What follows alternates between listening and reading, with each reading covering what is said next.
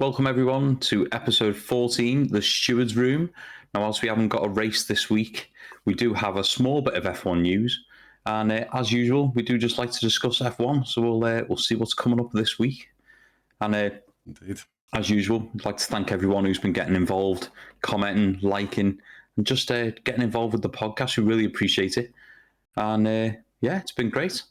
So what news should we start with then? Should we start with the quote from Aston Martin? Should we start with that? Yeah, big news, as if like Aston Martin wasn't having enough turmoil. Yes. News has come out this week that apparently Adrian Newey is no longer going to be team principal, but nothing confirmed. Yes. From Aston Martin themselves.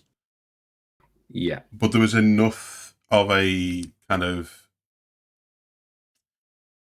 disturbance going around that Lawrence Stroll felt like he had to put out a statement. Yeah. Which is on the screen now, but I'll read it. With the current speculation surrounding Adrian Newey's role in our team, I want to take this opportunity to set the record straight. As executive chairman and controlling shareholder, I would like to reaffirm that Adrian Newey is my partner and an important shareholder. He is AMR's managing technical partner, and he and I have a true partnership built on a shared vision of success for the company. We do things differently here, and while we don't currently adopt a traditional team principal role that you see elsewhere, it's by design.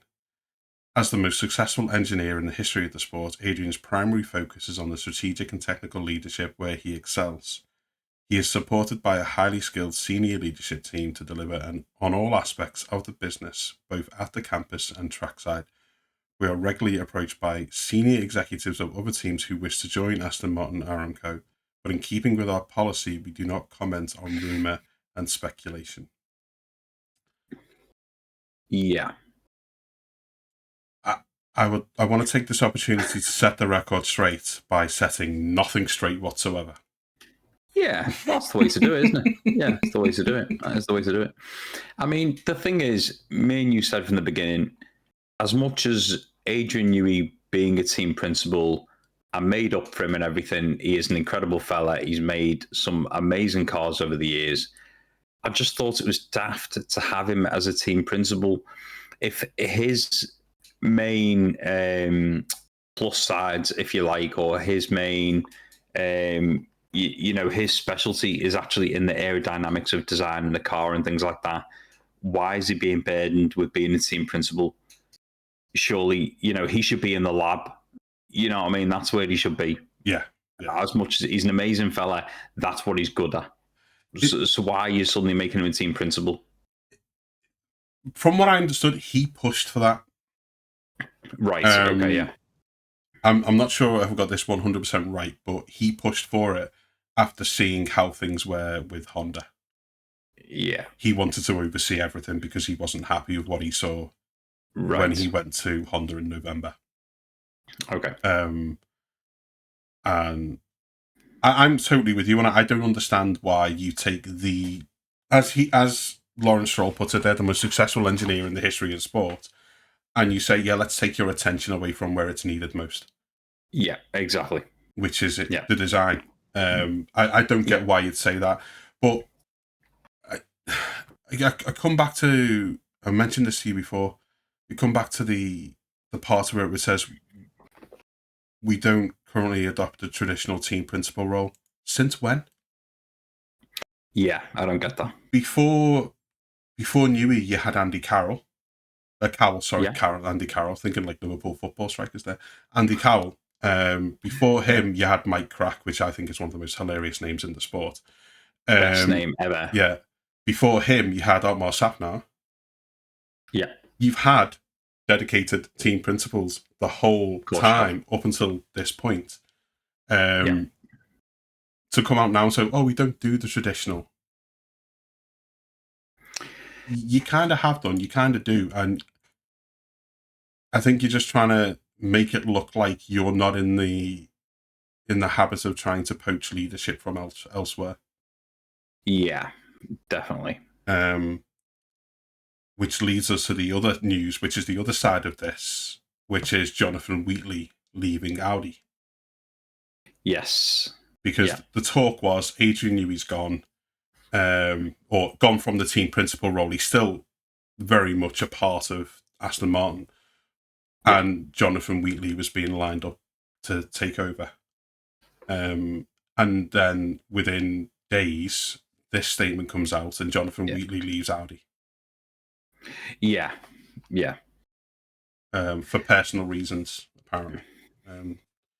Yeah, because of a personal big check with Aston Martin written on it.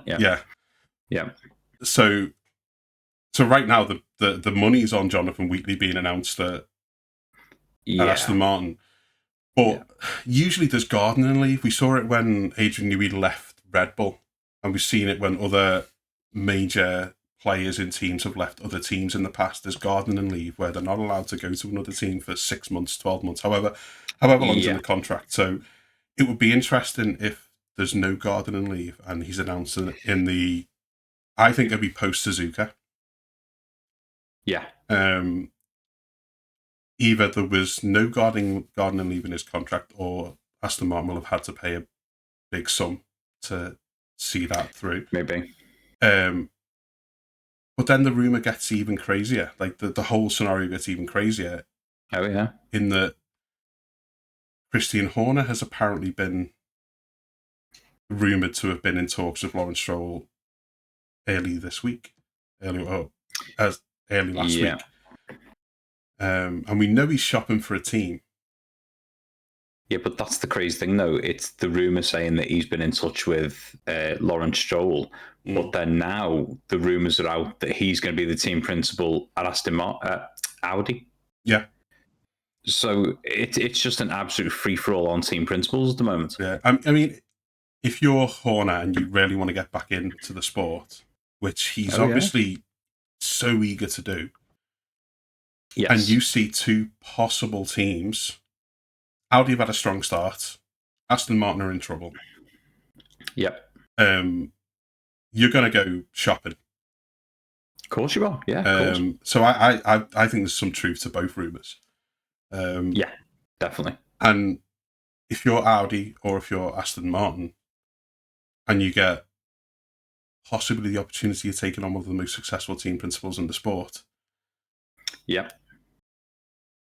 those conversations have got to go somewhere. There's got to be a little bit of depth to them, I think. Of course, Taj, yeah.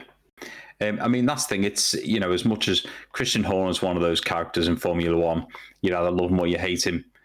I quite like Christian Horner. I know you had your issues with Christian Horner over the years, but you can't deny how successful he's been. I don't think anyone can. And it's the same way you quite like Toto Wolff. I don't really like Toto Wolff, but his success at Mercedes over the years has been absolutely incredible. So if he was ever on the market, you could never understand a team saying, "Oh, I don't want Toto Wolff." Why would you? That's just daft. You can't argue with Horner's resume. You really can't. I didn't really like his approach to a lot of stuff. I've said this in the past on the podcast, but his resume speaks for itself. And of course it does. Every bit of success he's had at Red Bull has come with an Adrian Newey chassis. Yeah. Really, over the years. So not every bit of success, but a large part of the success he's had has been with Adrian Newey chassis. The other interesting side of this rumour is that Newey does not like the idea of Horner going to Aston Martin. Yeah. He left Red Bull when Horner was still there. It was amid all of the turmoil that was going on behind the scenes at Red Bull. Yes. And given the opportunity to leave, he jumped at it. Sure, the big payout and shares in Aston Martin of course had a helping hand in it. But if the rumours are to be believed, Horner's been in touch, but Newey's very resistant to the idea. Yeah. Now, how much of a say he actually has, if it was to come to fruition, I don't know. Yeah. I mean, with being a shareholder, he'll have more of a say than most. Do you know what I mean? But it's hard to know what to believe when it is all the rumour mill. It is hard to know. But yeah, Christian Horner has got an incredible record when you look at it. But would he prefer something more like the Audi role, where it is it's a brand spanking new team, if you like. I know they've just taken over Stake, Yeah. but it is this new brand. Would you like the challenge of bringing something up like the way he did Red Bull? Yeah. Yeah. I think the other side of that, though, is how willing would Audi be to part with any part of the team, having just acquired it, really. Oh, yeah, of course. And from the sounds of it, Horner's not wanting to come into teams just to be a team principal. He's coming in with a consortium to buy at least part of the team. Yeah, but I suppose the other side of that is as well, it's money in their pockets, isn't it, to put towards development. You know what I mean? Because they wouldn't be renaming the team, so it would still be Audi. He wouldn't be coming in to buy, a 51% share. So having somebody come in to not only be a team principal who has a proven track record and who's done a great job in the past, but bringing with him millions of pounds to invest. Yeah, it's a win-win, really, isn't it? You know what I mean? Yeah. But yeah, we'll have to see on that one. But if you're a team that is already low down the totem pole, to have somebody come and inject millions of pounds, not a bad way to go. The funny thing about this, if I was Christian Horner, yeah, the most attractive proposition out of those two teams to me right now is Audi. Yeah. If you'd have said to me, you've got a choice between this new team, not new team, but it's a relatively new outfit with using an existing outfit, Audi have come in, their own engine, all of that. Yeah. Which was effectively Sauber, Stake, Kick. Or Aston Martin with a Newey chassis and a Honda engine. If you'd asked me that 12 months ago, I'd have gone, give me the Aston Martin, of course, Newey chassis, Honda engine. I'll come in. Yeah. I'll be team principal there. No problem. We'll win stuff. Yeah, definitely. I would have gone, I don't want to go down to the back of the pack with Audi. That's the most surprising part of it to me, is that Audi is the most attractive package right now. Yeah, of course. Yeah. Oh, yeah. It's just baffling. Yeah, I mean, unfortunately, I'm very disappointed in the fact that we've been so excited for, seeing an all Adrian Newey car, especially with the Aston Martin badge. We know how much money has been pumped into Aston Martin the past few years to make it a winning team. Part of that massive money was acquiring Adrian Newey and building this entirely new car ready for 2026. And unfortunately, the thing that's let it down is that engine. What would be the case if Aston Martin had just started this year with a Mercedes power unit instead? Do you know what I mean? How much different would it have been? That's the thing, isn't it? You just don't know, do you? Or even a Ferrari power unit. Yeah. It's, unfortunately, it was the wrong decision to go with a Honda power unit. That seems to be where 90% of their issues are at the moment. And it seems quite sad coming into Suzuka later this week. Yeah.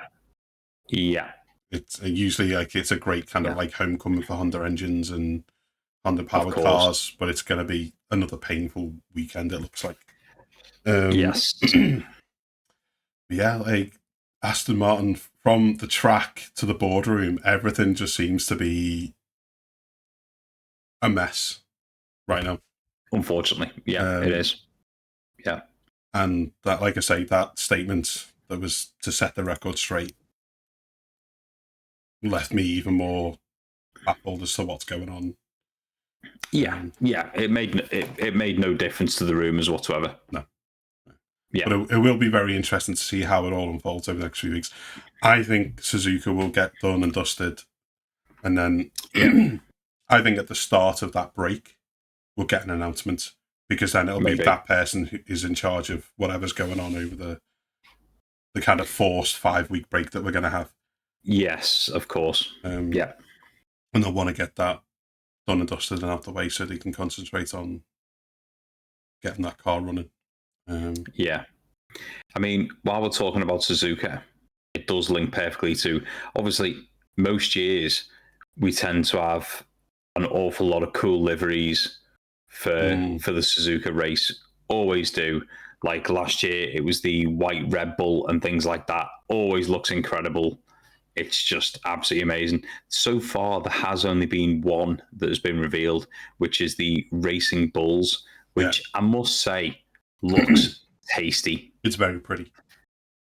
I do like that. Yeah, I love those red kind of like ribbons and kind of like flowing across the bodywork. It's the metallic nice. red. Yeah.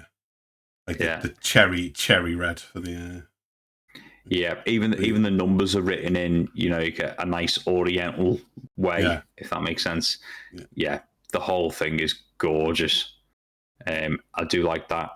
There is something about the Suzuka special liveries. There is, like the whole like cherry blossom like theme and everything, like the Haas one from the Haas was gorgeous. One of the most beautiful liveries ever made. But there is something about the Suzuka weekend when they all do something. But I saw the announcement and thought like, oh, this is just like a rumored one and it's fake and it used like an AI generated thing for Haas. Yes. And apparently it's true, but it wasn't the AI generated one. Obviously, that was. Yeah. So all over the likes of Facebook and things like that, there's been loads of posts of, Haas is going to do a Godzilla livery and all this. And it was like, it was almost like a 4D image coming off the car. It looked absolutely incredible, but it was like, you knew that wasn't the real livery. Don't get me wrong. Yeah. But obviously I mentioned this to you before we came on stream and it was, oh, no, I don't think so. I think I'm not sure that's true. But apparently it is and that's coming from TGR Haas F1 team's own page. They haven't shown the livery as yet, but it's TGR Haas F1 team and Toho Company Limited unite to bring Godzilla to the pinnacle of motorsport. And apparently they're doing one for Suzuka and then they're doing one for one of the American races on October 23rd to 25th as well, apparently, because they did say Godzilla Part 1 on the first image that I saw. I think it'll be Vegas. It could be. I think you want. They've got an opportunity to do something absolutely fantastic. Like when we did our favourite liveries, and I showed the Jordan. Yeah. With the snake at the front. Yes. They've got an opportunity to do something fantastic with that. 23rd to 25th of October is Austin. Oh, so Texas. Texas, yes. Oh, I didn't see the date. My bad. I didn't see the date. Sorry. Yeah. So it'll be for Japan for the Suzuka circuit this weekend coming, and it will also be for Austin, Texas, which is awesome. And in their statements, it coincides with the cinematic release of Godzilla -Zero on November 6th. Yeah. I do like the Godzilla films. But they've got an opportunity to do something absolutely fantastic with delivery. Yes, like Godzilla mouth at the front with the blue kind of rake. Yeah. But that's it. I thought the same. When you saw the images, it was like, well, it's not even. It was like coming off the car. It was like, I have no idea where this is going. Yeah. But to actually see, yes, it will be real. But we just haven't seen the actual design yet. That will be cool, to be fair. I've got running through my head like Austin Powers. It's Godzilla. Oh, no, it's not Godzilla. Due to international copyright laws, it's not Godzilla. But still, we should run like it's Godzilla. Yeah, exactly. Yeah. But it's cool that they're doing something like that. I like that. It's a little bit different. You know what I mean? That's nice, that. I like that. Yeah, good crossover. I do like that. I'll be interested to see the delivery. Obviously, next week after the race, we'll get to kind of showcase some of the deliveries that do get shown on next week's podcast. But, yeah, definitely. Excited to see how that one turns out. Thought it was completely fake at first. Yeah. But, yeah. It's good. It's good. Looking forward to it. We've kind of gone with Aston Martin, all their woes, all that. They're not the only team that's having problems, though. No. After all of our excitement for them pre-season, Williams seem to be having a fair few issues with the car. So it's Albon, isn't it? He said that the car is three-wheeling around the track. Yeah. It's effectively a tricycle. Yeah. So in some of the high-speed corners, they're getting a lot of like lean. I mean, whilst we're talking about Alex Albon, happy birthday! Yeah, it happy is his birthday, bud. Yeah. Not that we released this the night that we're recording it, so happy belated birthday. Yeah. But yeah. Did you hear that 2 days ago was Alex Albon's birthday? Yeah, exactly. Yeah, it was 2 days ago. But no, I think that's the thing. Williams, I've still got high hopes for, but it won't be this season. I wouldn't have thought. No. They're not going to be. Don't get me wrong. They're not going to be bottom of the totem pole. I think later on in the season we will start to see them progress. But I think if they iron out the problems coming into it, especially the next year of these regulations, I do think they'll iron out a lot of these problems. But it is such a massive regulation change. There's bound to be hiccups like this. The worrying thing was like when he was talking about, he was talking about, obviously they had the multiple setup changes, they had the gearbox change and things like that, and he said nothing seems to fix the car. Right. And you're like, okay.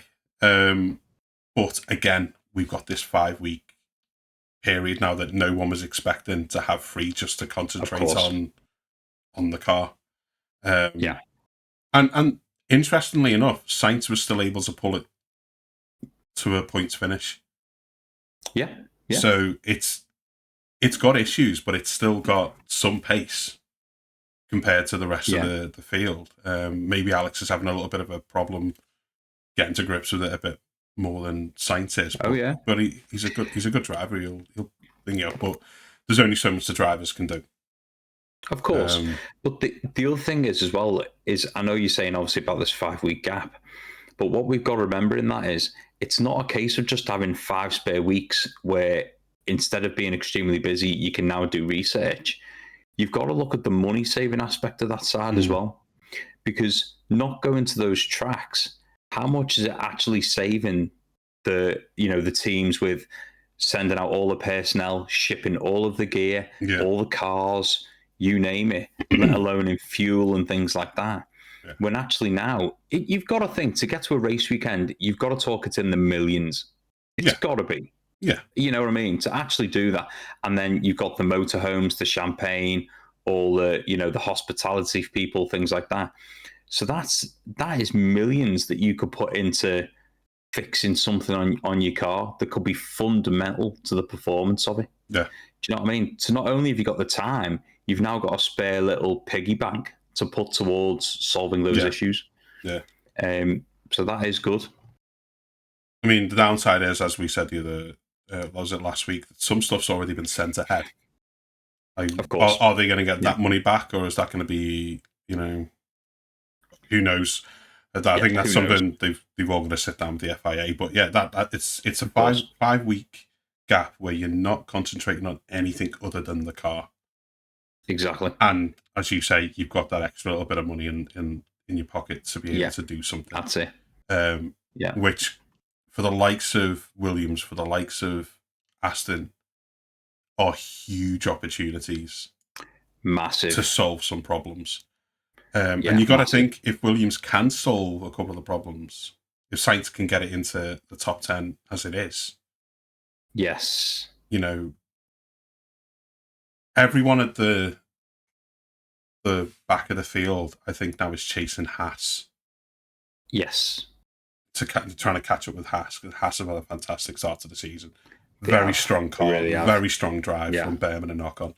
Apart from Ocon's mistake in China.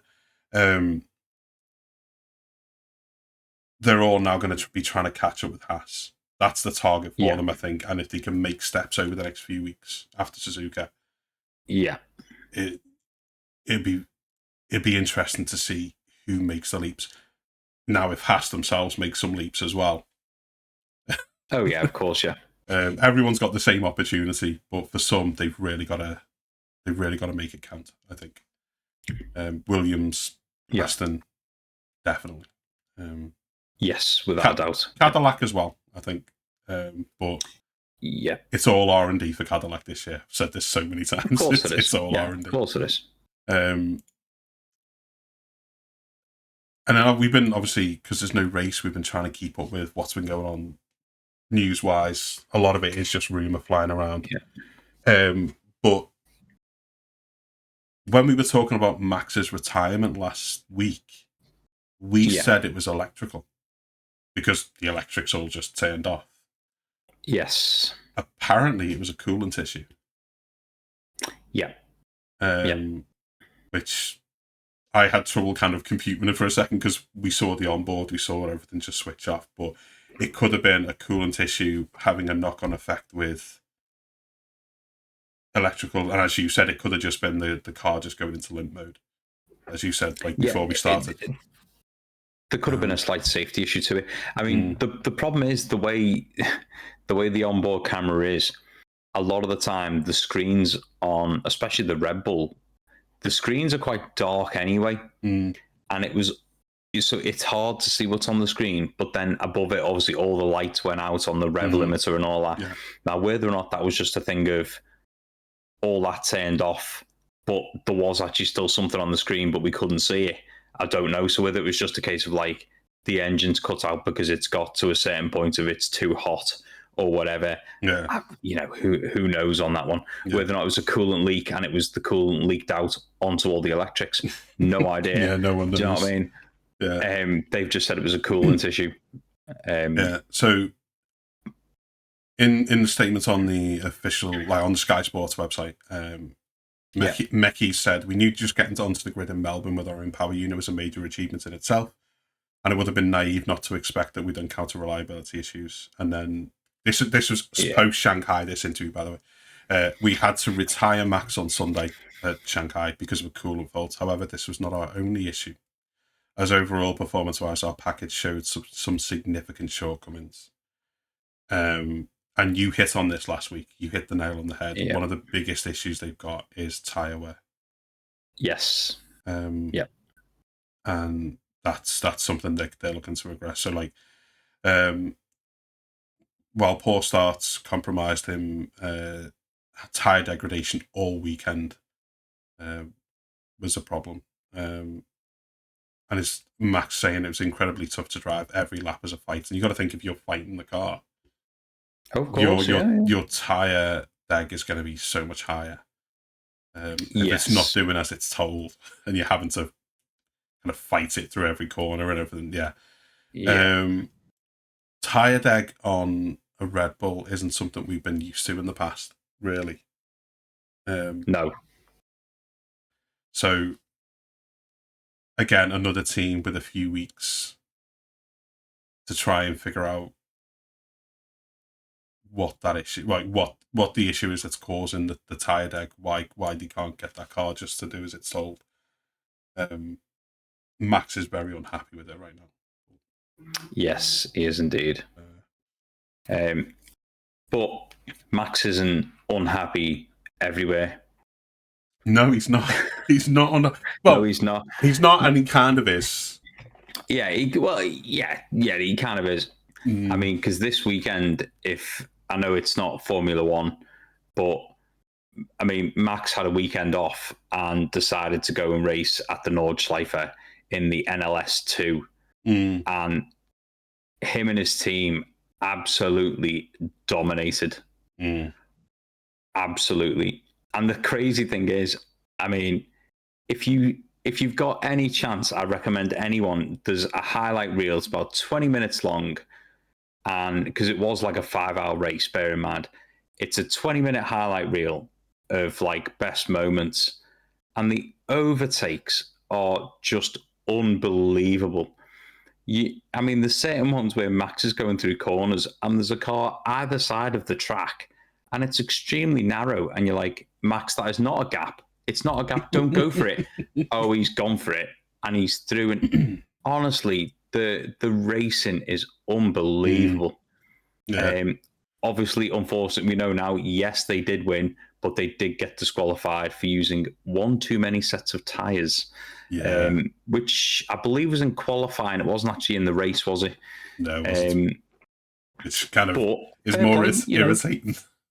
I know, but fair play. Rules are rules. That's that's fair enough. But the fact that it's the first time out doing this in a brand new car, and you think, one of the drivers is a sim driver. He's not. It's not like they're all Formula One drivers. So the fact that they've gone there and they won by a minute. Wasn't like it was a car length or a bumper. It was a minute. Yeah. That's absolutely outstanding. It's great. Apparently, because they didn't get all of the running they wanted to earlier in the day, they went out a few more times during qualifying or whatever. Like they were trying to figure out a fault or something. And during that process of going out and coming back in and then going back out again and coming back in, one too many sets of tyres got swapped over. Yeah. I said this to you before we started recording. It's like, if I'm the guy in charge of the next race on race day, I'm going 1, 2, 3, 4, 5, 6, all of them out back, get everything else out. Yeah. We're only having 6, leave them there, put everything else out the back. We cannot touch them. And it is the rules. It's a bit gutting. Max took it on the chin quite well, actually. He's like, it's disappointing. We've got to learn from it. It's a team mistake. Onto the next one. But I guess when you're doing this as a hobby, almost away from your day job, you can kind of go, all right. But there was a funny moment when they were lining up on the grid, and they were bringing the cars out to the grid, and all like the cameramen and everything were there, like, oh, let's get a shot of Max getting out the car at the start. And it wasn't Max who brought the car to the grid; it was one of his teammates. So all the journalists were a little bit disappointed they didn't get Max. I'm sure the guy, I can't remember his name, the guy who got out, I'm sure he was like, hey, look at me. Hey. Yeah. But it's just an incredible feat. That, I mean, the fact that he's made his own race team in Verstappen Racing. And, don't get me wrong, it's not just him, it is a team effort. He's said that many a time when he's been interviewed. Max doesn't want to be the person that turns up in a suit and is bossing people around and all that. It is very much a team effort, and he's getting just as much feedback from his other drivers. People, some of these, one of these lads has been a sim racer. He's never actually done racing in a car before, not like this anyway. And you think, getting feedback from somebody like that who's used to sitting in their living room in a race chair to go into a GT car, it's absolutely incredible, absolutely amazing. It's brilliant. It's brilliant to watch. Yeah, I mean, he was part of, well, he still is. He was Team Redline, which was like the sim side of stuff. Yeah. Have today rebranded as Verstappen Racing to bring it more in line with everything. And it's a smart move, even if it is like a whole bunch of them. Verstappen is the most marketable racing driver on the planet. Yes. Whether you like him or not, whether you're a fan of him or not, he is the biggest name in motor racing right now. Yeah.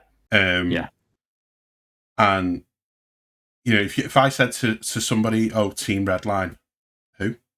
No disrespect to them. Yeah. No if you weren't a fan of racing or a fan of sim racing, and I said Team Redline, most people would go, "Who?" But if I went, "Oh, Verstappen Racing," even people outside the sport would go, "Oh, that Max guy, that F1 driver." So rebranding it and having the whole racing like umbrella thing being Verstappen Racing, such a smart move.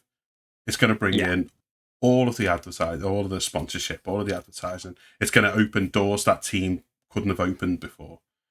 Of course. So it's a smart move, and Max has said many a times he wants to take people from sim racing and bring them to the track, get them on the track, and show that can be the pathway for a new generation of drivers. Obviously, it's been done before with Gran Turismo and and all that. Yeah, of course. But to see it become not just a one-off, not just a competition that somebody won.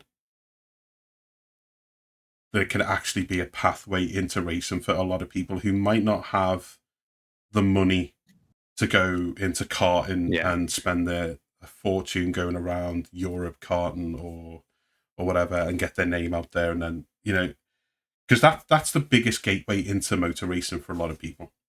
It's a very expensive sport. If you don't have the sponsorship, it can absolutely drain you financially. Of course, of course it can.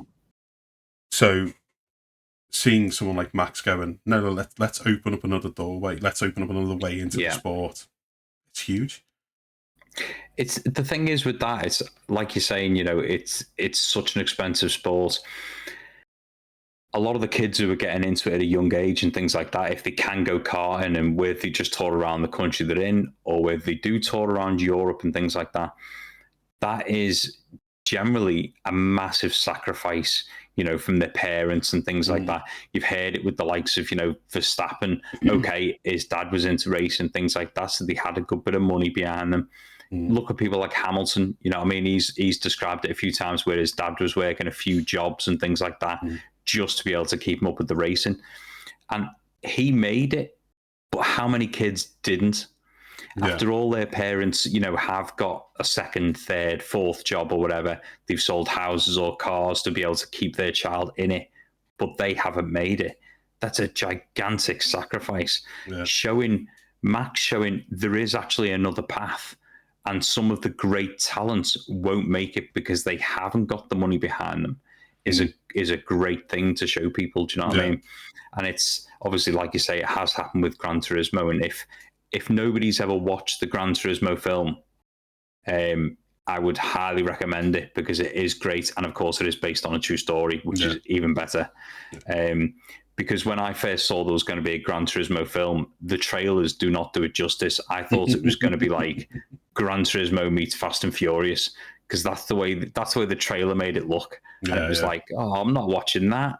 Give over. It's all about family. What's going on here? It takes a bit of artistic license, but it's mainly based on truth. But it's a good film. I enjoyed it. I really enjoyed it. It is. It is a good film. But if what Max is doing makes other teams go, well, hang on. There's a whole pool of races here that we're not tapping into because we haven't seen them karting. We haven't seen them doing this other stuff.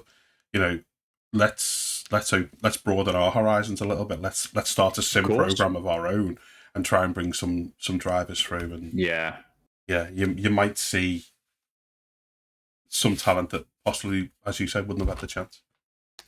Yeah, of course, and that's a great thing. Yeah, definitely.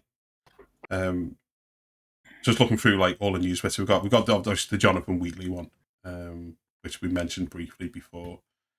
Yes. And again, there's not much to add. Like he cited Audi cited personal reasons as the cause for the surprise departure. But then it goes on into apparently Matteo Binotto will take over as team principal at Audi. Right. Okay. So very experienced. Obviously, he was at Ferrari before Fred. Yeah, no experience in strategies, unfortunately. No, I mean, luckily, I don't think he's in charge. No. Yeah. So at least in the meantime, Audi aren't scrambling. They have got somebody with a little bit of experience in that. The other stuff generally is obviously it gets a bit like everyone's looking for news bits during off weeks and stuff. Course. But there was a rumor that I saw on the social media sphere that some teams think that Mercedes are running the engine turned down a notch. Right. So that they don't trigger certain clauses in like the rules for catch up for other teams. Right. So apparently there are clauses within the framework of the rules that if one team is so significantly ahead, it can trigger basically a catch-up phase for other teams. I don't know what the ins and outs of that are, but apparently the rumor is they've turned it down a notch so that it doesn't look like they're well ahead, because obviously Ferrari are battling with them at the front and stuff like that. Yeah. But I think FIA would have a way of knowing and keeping tabs on that kind of stuff. But then the other side of that argument is that Toto has come out and said that he's wary of the teams using politics to catch up rather than development. Yeah. And that would be probably triggering some of those clauses, or finding ways of restraining Sadie's engine rather than catching up to it. I don't think, to be honest with you, I don't think Mercedes are running their engines on a sort of 9 out of 10, if you like. I don't think they are. I think that is very much a rumor and triggering all these clauses and stuff. I can't honestly say it myself. Toto Wolff saying about people using politics to catch up, that's happened every single year. I mean, you've only got to look at when we had all the cost cap debacle the other year, and people would, before we even knew how much people had gone over the cost cap, say at Red Bull, it was, for every £1 million, it's a tenth a lap. So if you look at that race 3 months ago, that's why they won by 3 seconds. That's why this. And it was like every team uses the entire political thing to try and catch up.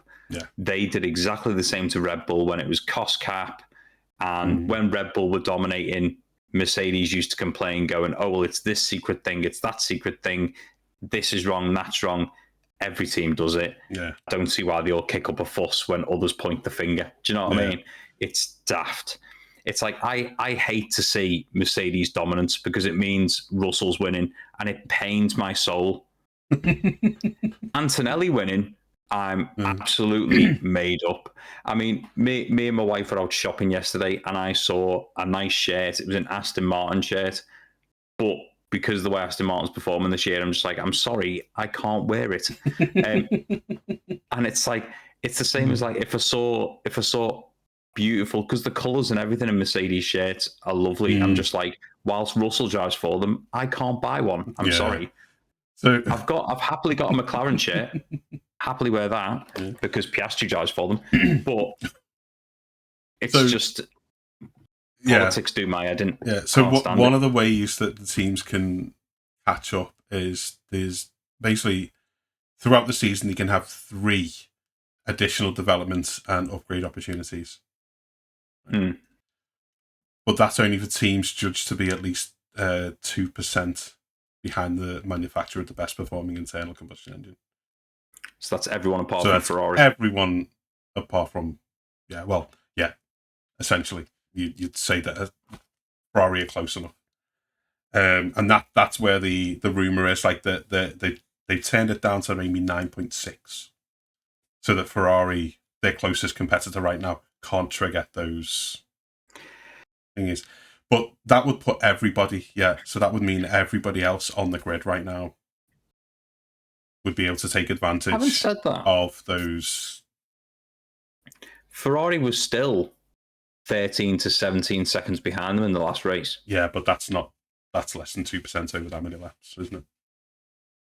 You'd say that's less than 2% over that many laps. Right, okay. I wasn't sure what it was measured I'm not sure the exact measurement itself, but 13 seconds behind over 50 odd laps. It's definitely going to be less than 2%. That's why in my head I'm thinking overall everybody bar Ferrari. I wasn't sure if it was judged over single lap pace. I didn't know. But teams judged to be at least 2% behind the manufacturer of the best combustion engine. The first one is due to be after the 6th round in Monaco. Although this may change following the cancellation of Bahrain and Saudi Arabia. So they may move it forward and go, well, we've got this gap. Who wants an additional? And essentially, everybody bar Mercedes and Ferrari will be able to do some additional research and spend some extra money. And the thing is that I don't quite understand that, and please forgive my ignorance in the fact that if the teams have got the cost cap and the time anyway, why can't they still bring upgrades? They can bring upgrades. Or are they allowed to spend extra to catch up? Do you see what I mean? Yeah, I'm not sure if it comes down to like wind tunnel time and stuff like that and everything. I'd have to really look into it. Yeah, because otherwise, all you're saying is they are allowed to bring upgrades, in which they're allowed to bring upgrades anyway. So I don't understand. Is it wind tunnel time? Are they allowed to spend extra money on the power unit? I don't get it. Because if the teams don't know what to upgrade, you can tell them they can have a free upgrade all they want. If you don't know where they're going with it, it's neither use nor ornament, is it? They're basically given extra opportunities to introduce new components to the engine, essentially. But you can introduce new components whenever you want, can't you? As long as you list them, because they've always done that. Yes and no. I think it's more. I think we should do some more research into that before we delve deeper. It is basically, it seems like it's all very much, most of the power unit engine has been left eligible for, aside from certain items such as fuel pumping injectors and knock sensors. So, from what I understand, they have to submit everything that they've done or everything they've researched and developed to the FIA and all that thingy. Yeah. It allows an extra window for more of that. Right. And it probably falls under the cost cap still, which is a bit stupid because why wouldn't you be spending it anyway?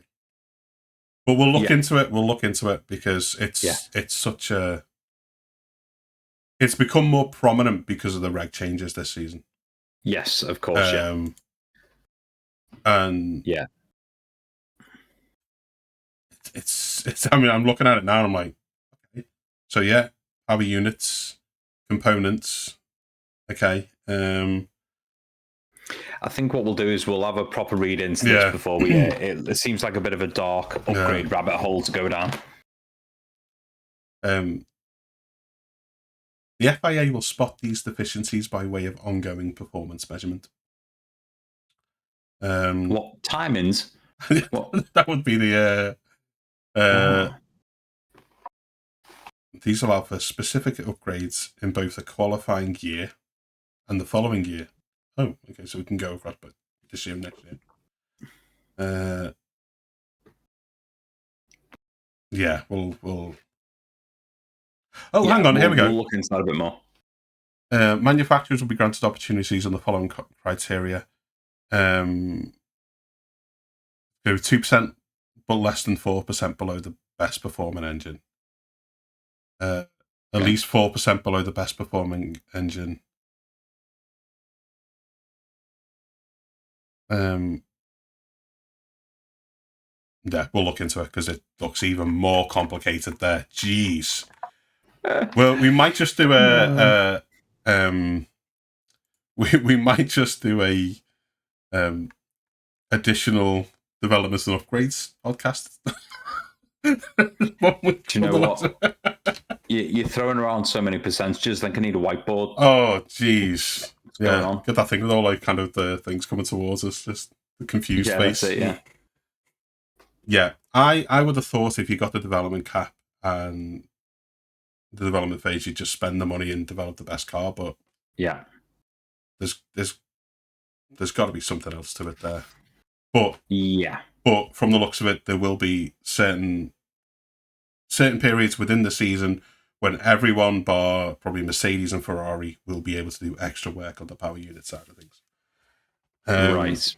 Which is music to the ears of Honda. Yeah, just a tad, yeah. So if you are no more enlightened on that than we are, apologies, because I'm not enlightened by that at all. No, I'm still confused. No. But that is where like the Toto's like mind is going with this is like, well, they're going to try and play games to make it look like they're behind the curve. Yeah. So that's going to trigger these development cycles for them that Mercedes aren't going to have. And the other side of that argument is, well, they've turned it down so that we're not behind the curve. And you're like, well, the truth's probably somewhere in between. But if that Mercedes is turned down a little bit, it's that. I mean, I don't think it is, but it's a scary thought. Yeah. I don't think it will be turned down but I also don't think what Toto's saying is right in the fact of are other teams sort of acting the goat a little bit to be able to get these upgrades, because in the same sense, it's the same power units and things like the Williams and the McLaren and things like that. And McLaren have been saying how much they're struggling to get the same sort of performance out of that unit as what Mercedes do, of course, because it's Mercedes units. They have tweaked it to no end. I think it's genuinely issues people are having. You know what I mean? Yeah. I don't think they're playing silly games with it, because if McLaren have just come off 2 years winning the constructors and a drivers' championship last year, why would they come out now and purposefully act rubbish to get a free upgrade? Yeah. They would want to keep that gravy train going. They would. Yeah, I mean, I don't think it's like necessarily talking about the likes of McLaren in that sense, but yeah, it's. Yeah, but when you make very vague statements like that, it's, you know what I mean? Yeah, it's wary of political knives towards Mercedes as they look to continue their perfect. You know,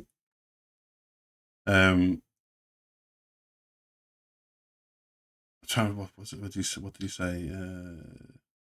We have a good car at this stage that is capable of winning. Let's see what kind of political knives are going to come out in the next few weeks and months. But at the moment, it's a car that's capable of winning. So if the car slows down, it's not our fault. Everybody else. Yeah. Yeah. It's. I don't know. You've got to expect when you've got the fastest car, as you said. And when the car is clearly that much quicker than everybody else. Oh, yeah. You've got to expect everybody to be like, oh, hang on a minute. But he's got the perfect opportunity to say what Christine Horner said to him a while back. Change your car. Exactly. Yeah, exactly. It was only the same as when McLaren were winning last year and everyone was going, oh, they're filling the tyres with water and, you know what I mean? Things like that. It's whoever's got the fastest car gets the most grief. That's the way it is. That's like the way it is. Stupidest thing, the filling the tyres with water. Do you realise how how unstable that would make the car in certain corners and stuff like that?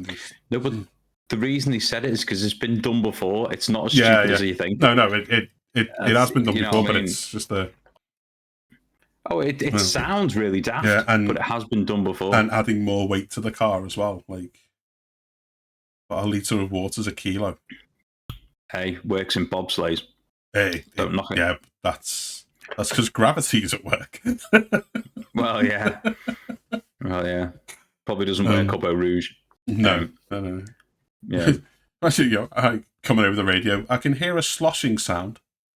Yeah, exactly. Yeah. But looking through, bud,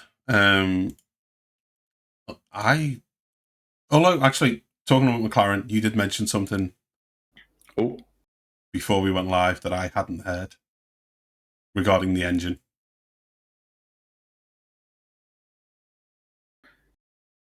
Did I? Yes, rumoured to be possibly thinking of making their own. Oh, yeah. So they were saying, obviously, with the issues they found this season with having the Mercedes power units and obviously the rumours swirling around, well, why is Mercedes so powerful and yet we've got the Mercedes engine and it's rubbish effectively, or it's nowhere near as powerful.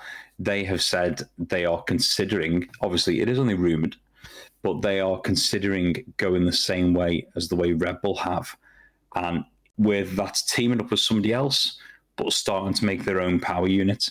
And when you think really, it's not a bad shout for McLaren because they don't use anyone else's engines in their road cars. They are all McLaren power units. All right, I know they're all V8s and things like that, but they are more than capable of making an amazing engine. I mean, if they make it too much like the road car, it'll tell you to take it to the dealership a lot. But, you know, in the same sense, they've got the technology. Yeah. That's the thing. So I don't see why they wouldn't be able to do that for themselves. And it does give you the same advantage as what Mercedes have got. Because as much as people can moan that Mercedes might have tweaked their engine 10 ways to Sunday, well, they did build it. So they know it from the ground up. Yeah. Do you know what I mean? So when you're getting an engine from a supplier, you don't know that engine to its full capacity. You know, you get it with a basic set of software and, you know, mappings and things like that. But it's your job to tweak it. But when you haven't built the thing, there'll be a couple of hidden secrets in it. Yeah. It's the same way Red Bull will be doing the same with the Ford power unit. And if Red Bull were able to sort out, you know, whether it's the deployment of the battery or whether it's the way it shreds tires like it's running over a cheese grater, that car will perform better. But they need to learn the car to make that happen. Do you know what I mean? But McLaren making their own power units would be something to behold, I think. I think it makes sense. So they've got the technology centre there, which is like one of the cutting edge like technology centres, especially like in the UK and Europe. If I was them though, I would hold off a year or two. Because maybe this is hopeful, but I get the feeling the engine regs will get tweaked. Yes. I can't see it being a 50-50 power split in 3 years' time. No, I can't see that. I unless like the FIA and F1 are completely resistant to the drivers and public outcry, and they're just like, no, we're going to do our own thing, and we're going to ignore you. If they wait a year or two, and maybe at the end of this season, there'll be some sort of like, right, in 2 years' time, it's going to go back to maybe like an 80-20 or a 75-25 or something. I can't see them staying at 50-50. No. So if I was McLaren, I'd just hold off. Just wait till see where the regs settle, and then go, right, we're going in with it. And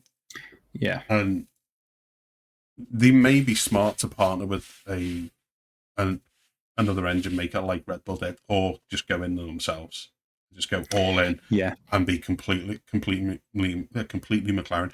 They already use their own gearbox. Yeah, they're not a gearbox customer like Williams and Alpine and things like that. They are just an engine. And I think that's where they're having the problems. I think marrying their gearbox to that engine is probably, the translation's probably not 100%, whereas if you've got the Mercedes gearbox, got the Mercedes engine. Yeah, of course, it's going to work like straight off the bat. So, I mean, if you were at McLaren, would you go straight for we'll build our own engines, or do you think even for the first few years partner up with somebody else, like say, I don't know, somebody with plenty of experience, like Renault, a Renault McLaren engine? Do you know what I mean? Because it's like, as much as Red Bull and Ford have partnered up, I can't see that being the forever plan. Do you know what I mean? I almost think, are Red Bull getting in the experts they need for now to get them off the ground? And then in years to come, will they just be, Red Bull are now going to make their own engines? We've got the technology, we've got the know-how. Does that make sense? Yeah. I mean, they might not. I mean, don't get me wrong. You kind of think using your own gearbox, like the core would be going on your own, but it's a massive leap. It's a massive leap. But if anyone's got the technology and the know-how on hand, it's McLaren. Of course, yeah. So I think it'd be. I think being a customer team at this point makes no sense for McLaren.